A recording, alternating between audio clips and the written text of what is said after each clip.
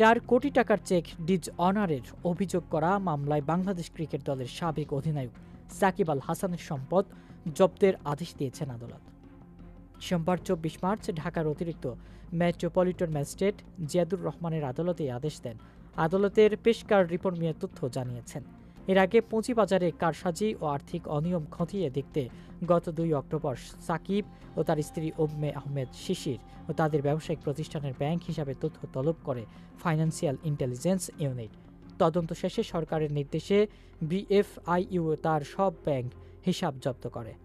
তারকা অলরাউন্ডার ক্রিকেটের সাকিব জাতীয় সংসদ নির্বাচনে মাগুরা 1 আসন থেকে আওয়ামী লীগের টিকিটে সংসদ সদস্য নির্বাচিত হন। গত 5 আগস্ট শেখ হাসিনা সরকারের পতনের পর আদাবর থানায় দায়ের করা একটি হত্যা মামলায় তিনি আসামি। এরপর থেকেই দেশের বাইরে অবস্থান করছেন এই অলরাউন্ডার। বর্তমানে পরিবারের সঙ্গে যুক্তরাষ্ট্রে অবস্থান করছেন সাকিব।